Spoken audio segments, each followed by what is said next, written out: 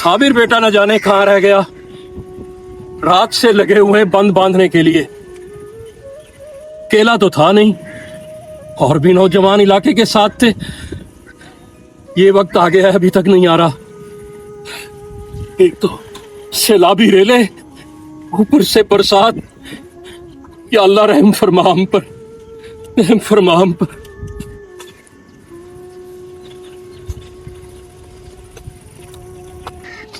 अब्बा जी, अब्बा जी, ये तो साबिर बेटा है। अल्लाह खैर करे। खैरियत तो है बेटा? अब्बा जी कुछ भी नहीं बचा, गजब हो गया, सब कुछ डूब गया। बेटा तसल्ली से आराम से बताओ, हुआ क्या है?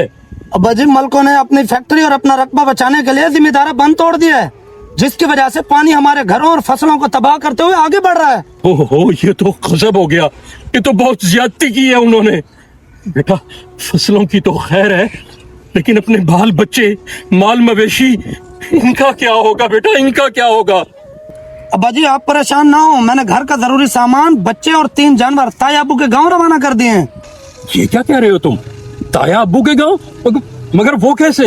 अब्बा जान आप तो जानते हैं, 2 हफ्तों से ताया जान के मुसलसल फोन आ रहे थे कि बेटा माल मवेशी, बाल बच्चे और घर का जरूरी सामान लेकर यहाँ आ जाओ, हमारे गांव में सैलाब का कोई खतरा नहीं है।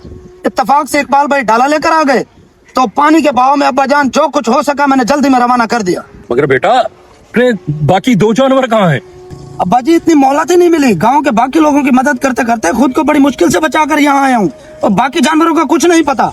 दादाबू मेरा बकरी का बच्चा भी पानी में डूब गया है। आप भी जल्दी करें, यहाँ से चलें अब्बा जी, मौसम का और सैलाब का कुछ नहीं पता, कब ये पानी भी भर जाए और ये बंद भी टूट जाए।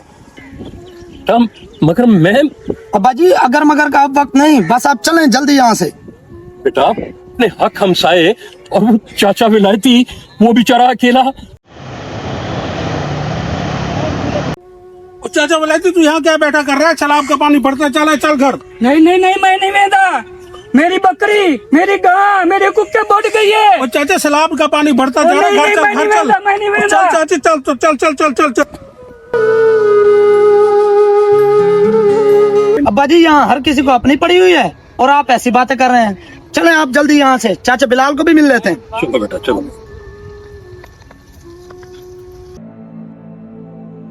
लाल भाई तो ये चाचे विलायती को लेकर आ रहा है। हाँ जी, हाँ जी। बड़ी मुश्किल से पकड़ के ले आया हूँ, जिद करके बंद के ऊपर बैठा हुआ था चाचा विलायती। मेरी बकरी, मेरी गाय, मेरी कुक्कर बढ़ गई है। मेरी शुक्रिया अदा कर चाचा बिलाल का, जो तेरी जान बचा कर ले आया है। 10 साल पुरानी तेरी बकरी, एक कुकड़ी और एक तेरी मरियल बीमार गाय, शुक्र है जान छूट गई तेरी उनसे। पुत्र मेरी तो सारी जिंदगी थी जमा पूंजी लुढ़ गई है, लुढ़ गई है। मेरी बकरी, मेरी कुक्कर। शुक्र कर चाचा विलायती, तेरी जान बच गई है। ऐसे मौकों पर तो अपनी जान बचानी चाहिए, माल मवेशी तो फिर भी बन जाता है।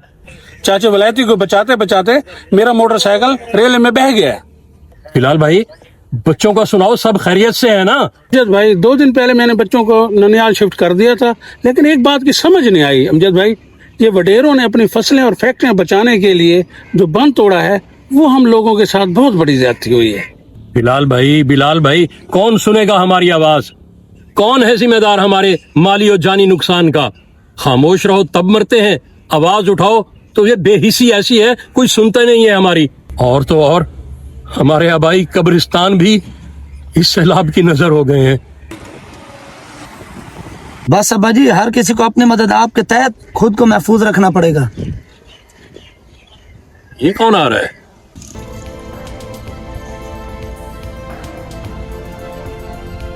लगता है कोई हुकूमत की तरफ से कोई नुमाइंदे आ रहे हैं। अब्बा जी लगता तो यही है। अस्सलाम वालेकुम। जी आप कौन? अपने इलाके में आपको पहली दफा देखा है। जी मोहतरम, हम इंतजामिया की तरफ से आपके इलाके में इमदादी कैंप लगवाने आए हैं। शुक्र है जी, आपने हमारी तरफ भी तवज्जो दी। पर जनाब आप लोग तो हमारे पास खाली आता है, ना आपके पास इमदादी सामान, ना खेमे, ना दवाइयाँ, ना जानवरों के लिए चारा। जनाब हमारे तो सर की छत ही नहीं रही। हर आने वाला लम्हा, हर घड़ी हमारे लिए एक नई मुसीबत लेकर आ रही है। कौन सुनेगा हमारी फरियाद? कौन सुनेगा हमारी आओ बका? और कौन पूरा करेगा जनाब हमारे नुकसान? जनाब आप परेशान ना हो, हमारी भरपूर कोशिश है कि आपके नुकसानात का अजाला किया जाए। मोहतरम, खैर से आप हुकूमत के चौथे नुमाइंदे हैं जो आकर ये बात कर रहे हैं। तो सही, बाकियों को छोड़ो, मेरी बकरी, मेरी कुक्कड़, मेरी गाय दे दो।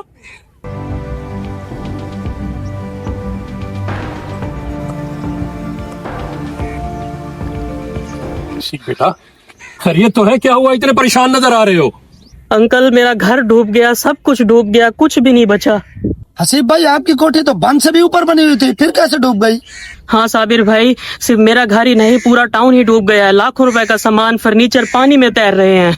बेटा, ये सामान तो फिर भी बन जाएगा। ये बताओ कि तुम्हारे घर वाले और बाकी लोग कहाँ हैं? रात जब बंद से पानी ऊपर चढ़ने लगा तो टाउन के सारे लोग अपना कीमती सामान लेकर टाउन से चले गए थे। मैं भी बड़ी मुश्किल से अपनी जान बचाकर यहाँ तक आया हूँ। फॉर योर काइंड इन्फॉर्मेशन, ये पूरा का पूरा टाउन कब्जा माफिया ने 2 नंबर तरीके से सेल आउट किया था। कानून नक्शे के मुताबिक ये रकबा दरियाई रकबा था। आपने सस्ते दामों खरीद कर अपना बहुत बड़ा नुकसान किया है। मगर साहब, हमारा क्या कसूर है? हम तो बाप दादा से यहाँ के बासी हैं। अगर बर वक्त बंद मजबूत कर लिया जाता तो आज हमारा इतना ज्यादा नुकसान ना होता।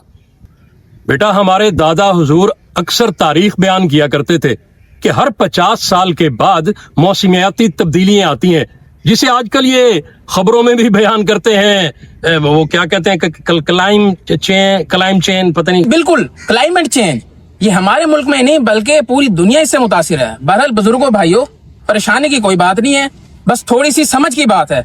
अगर हम अपने घर, अपनी बस्तियां, अपने गांव दरियाई रकबे पर बनाने से गुरेज करें तो इतने बड़े नुकसान से बच जाएं। बहरहाल हमारी भरपूर कोशिश होगी आप सबके नुकसानात का अजाला करके आपको नॉर्मल लाइफ में वापस ले आएं।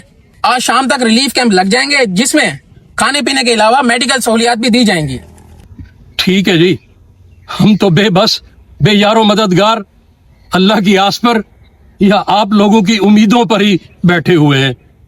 ये सारा कुछ कर देंगे तो आपकी बहुत मेहरबानी होगी जी, बहुत मेहरबानी होगी।